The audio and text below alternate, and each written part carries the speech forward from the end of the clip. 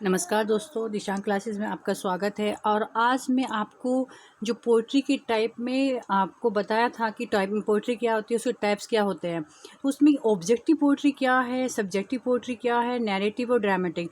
पहले इस वीडियो में मैं आपको डिफाइन कर देती हूँ, फिर ऑब्जेक्टिव के अंदर जो आपकी पोइट्री आती है, सब्जेक्टिव के अंदर जो पोइट्री आती है, 1 to 1 हम उनको लेकर चलेंगे। इनके अंतर्गत आपकी बैलाड, एपिक, सोनेट्स, लिरिक, ये सब तरह की जो चीज़ें विधा आती है वो सब इनके अंतर्गत आती है। तो बहुत बार हम सब कुछ जानने के बाद, समझने के बाद भी हमें ये समझ में नहीं आता कि कौन सी पोइट्री आपकी ऑब्जेक्टिव होती है और कौन सी सब्जेक्टिव होती है। यहाँ से क्वेश्चन आते हैं। जो न्यू व्यूवर्स है, आज फर्स्ट टाइम मेरी वीडियो देख रहे हैं, तो वो चैनल को सब्सक्राइब कर ले, जिससे आपको लेटेस्ट वीडियो मिलती रहे। अब मैंने आपको फर्स्ट मैंने प्लेलिस्ट बनाई है जेनरा के नाम से। आप उसमें जाएंगे तो वहाँ देखेंगे कि पोइट्री को मैंने समझा था कि जेनरा क्या होती है, आप उसमें देख लीजिएगा। तो उसके अंदर मैंने पोइट्री बताई थी कि पोइट्री की जो मेन 2 टाइप होते हैं, ऑब्जेक्टिव और सब्जेक्टिव। अब यहाँ पर दे दिया, लेकिन ऑब्जेक्टिव और सब्जेक्टिव होते क्या है। फिर ऑब्जेक्टिव 2 पॉइंट है, नैरेटिव और ड्रामेटिक।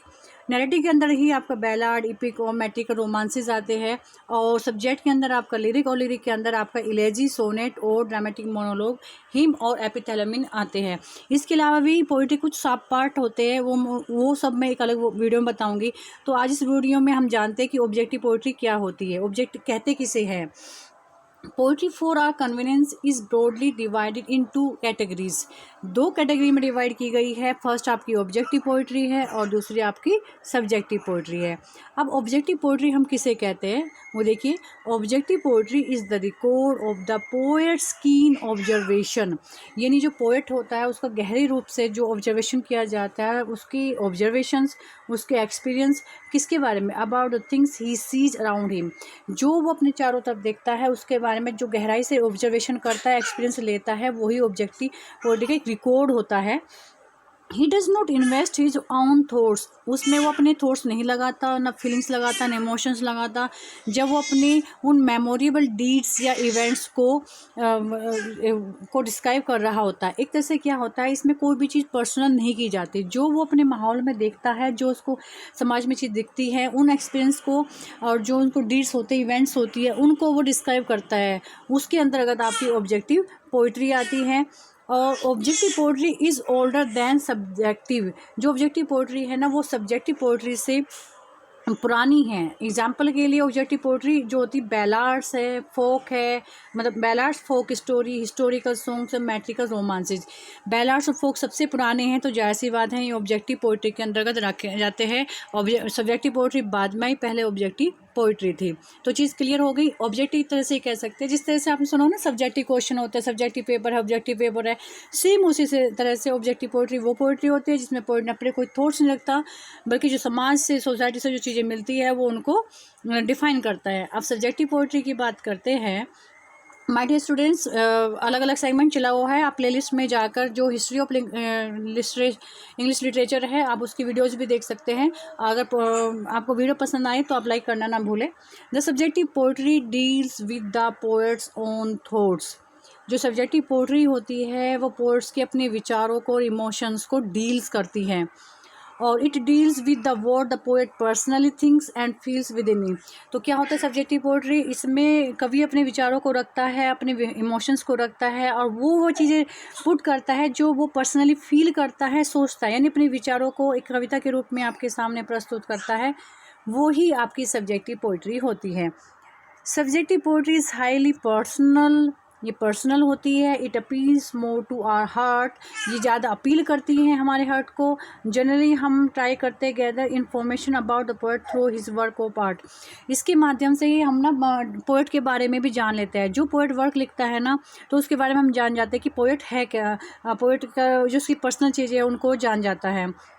जो लिरिक है, इलेजी है, सोनेट्स है, ओड्स है, वो सब आपके कहाँ आते हैं, सब्जेक्टिव पोइट्री के अंतर्गत आते हैं। ऑब्जेक्टिव के अंदर आपके फोक सॉन्ग्स आते हैं, फोक्स है, और आपकी हिस्टोरिकल चीज़ें हैं, और आपके बैलड्स है। यहाँ पर जो आपके इलेजी, सोनेट्स और ओड्स होते हैं वही आपके क्या होते हैं, पर्सनल होते हैं। जैसे विलियम, ये वर्ड्सवर्थ है, यहाँ पर वर्ड्सवर्थ कर लेंगे। विलियम एंड पी शैली जो ode to the west wind थे, वो एग्जाम्पल पर्सनल पोइट्री के हैं। विलियम वर्ड्सवर्थ भी पर्सनल पोइट्री बहुत लिखता है और पी.बी. शैली भी लिखता है। वर्ड्सवर्थ की टिंटन एबे, मुझे नहीं लगता कोई ऐसा एक्सपेरिमेंट होगा कि जो टीजीटी और पीजीटी का कि वो टिंटन एबे वर्ड्सवर्थ को ना जानता हो। और what is a narrative poem. अब बात करते हैं हम नैरेटिव पोएम की। अब देखो है तो चीज़ें वही सब, घूम फिर के थोड़ी सी चेंजेस आ जाते हैं।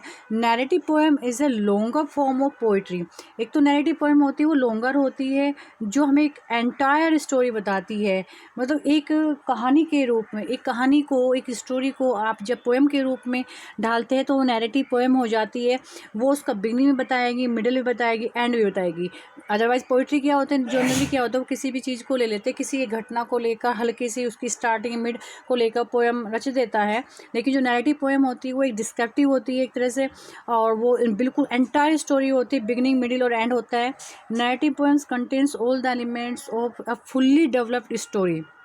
पूरी डेवलप स्टोरी होगी, इसमें कैरेक्टर्स भी होंगे, प्लॉट भी होंगे, कॉन्फ्लिक्ट्स भी होंगे, रिजोल्यूशन भी होंगे। और ये these poems are typically told by just one narrator और स्पीकर। जो इस टाइप की पोएम्स होती है वो किसी नैरेटर के द्वारा या स्पीकर के द्वारा नैरेट की जाती है, इसलिए नैरेटिव पोएम कहलाती है। ड्रामेटिक पोइट्री और नैरेटिव पोएम लगभग देखने में ना, अगर हम बात करें सिंपल सी सेम सी लगती है, लेकिन डिफरेंस होता है।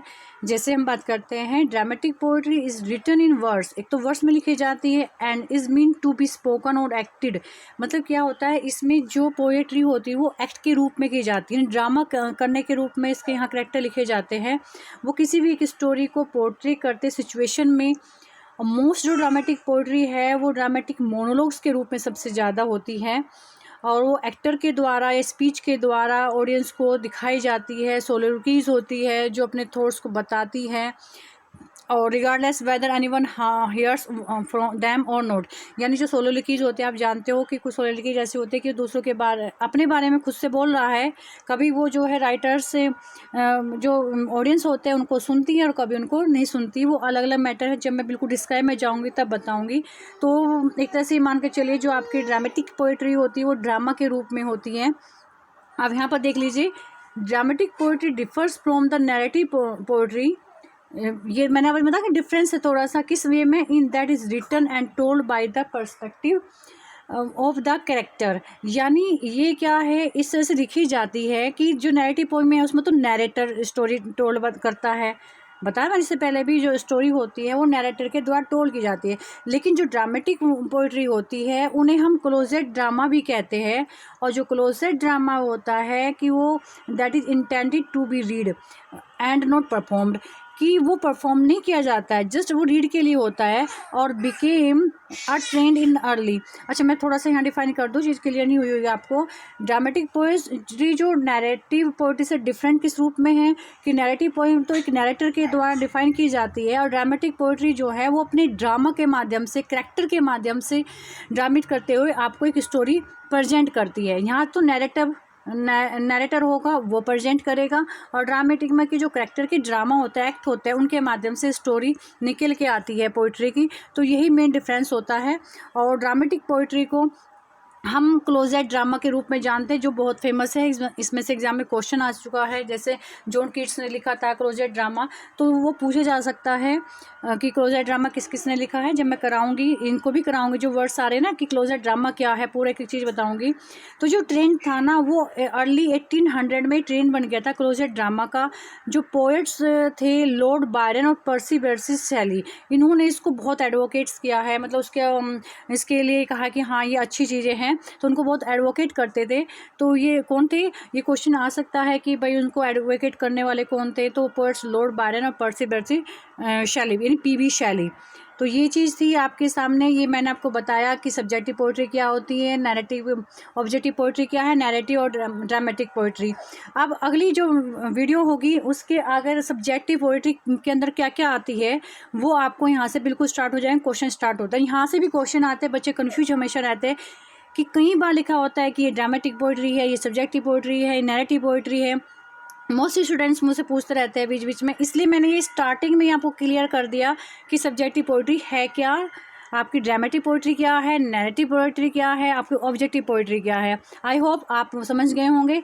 अगर आपको अच्छी भी लगे वीडियो कमेंट करना ना भूले। बाय।